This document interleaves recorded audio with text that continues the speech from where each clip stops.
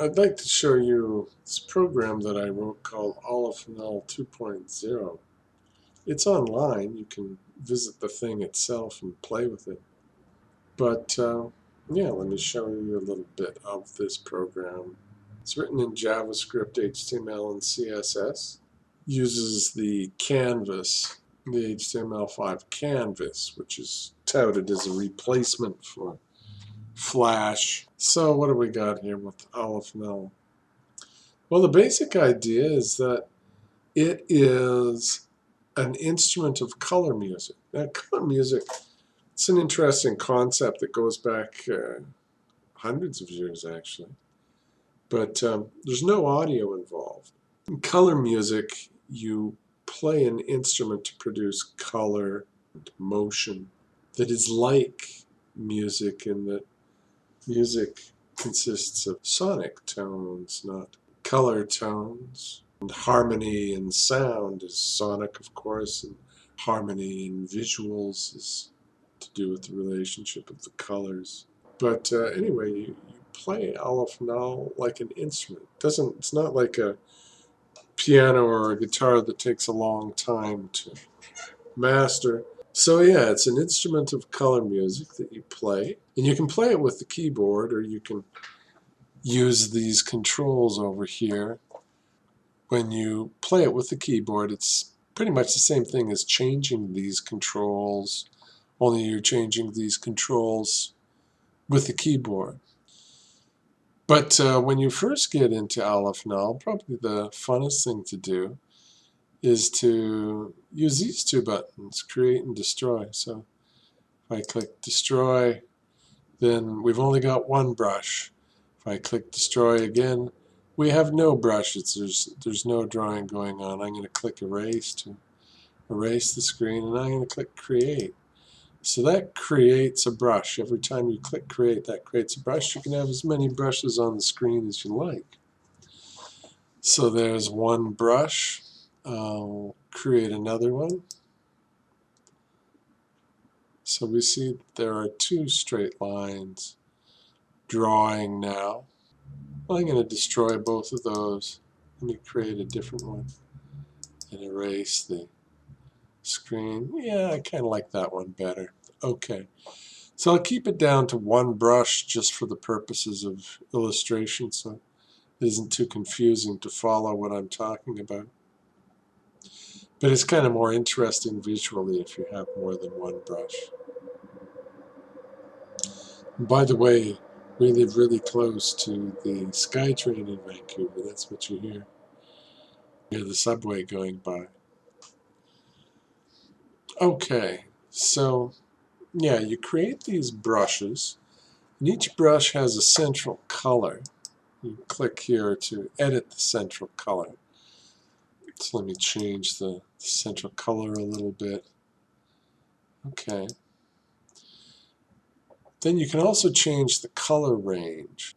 The brush draws a lot of colors, but all of the colors are randomly distributed around the central color. And if I bring the color range down, then the colors that the brush draws are all closer to the central color, as you can see. Although it does have various colors, they're all fairly close to the central color. I'm going to get rid of this window now. You can bring that window back, by the way, if you want, with this tips button. You can get rid of it as well with that button. But yeah, so the central color, you can change the color range. So I'll bring that up a little bit. So you see as I bring it up, it's got a little bit more color now than it did when I had it further down. Choosing a central color and a color range basically chooses a palette of colors. And then finally, you can change the nib. Now, you see that I've selected this one. You can see that it's got a red border around it. But let me click this. Okay, so this is a different nib altogether. Let me change the opacity. Let me change the frames per second on that. So now we've got 157 frames per second, which of course you don't have 157 frames per second in the video version of this, but you can see 157 frames per second on the web version of this if you go to the URL. So that's one nib. Here's yet another nib. Let me increase the speed of it. So this nib is an undulating S shape.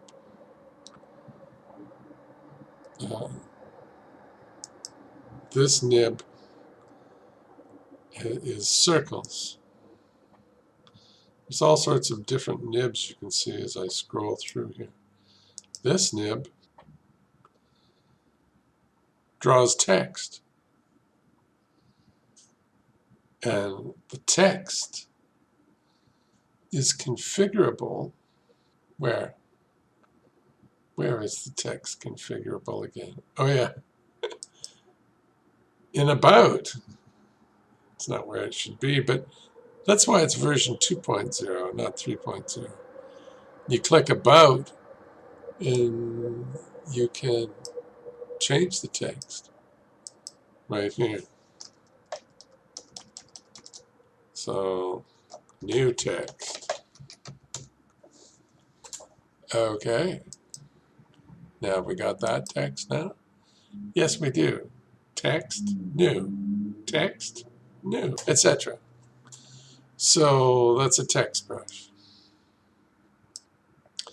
There's another text brush. This is a David Bowie brush.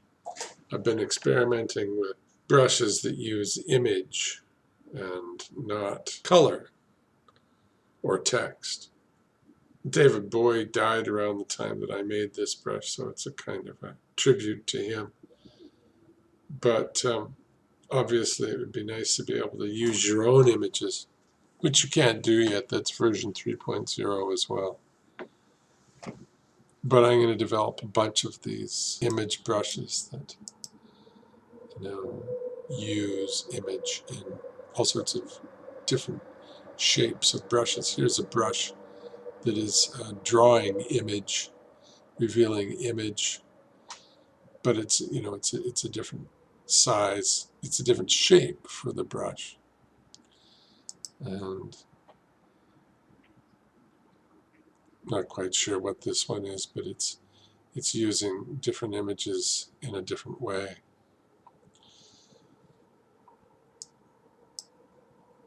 Now this lets you select which brush is editable if you have more than one brush.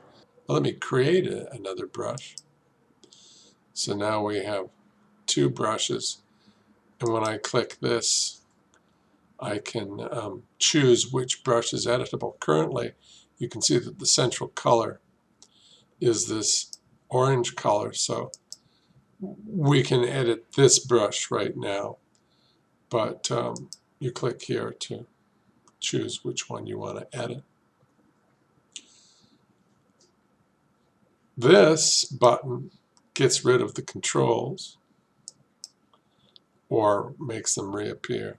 And there's more stuff in here, but that's a good start on playing with AlephNull 2.0. Thanks for checking it out.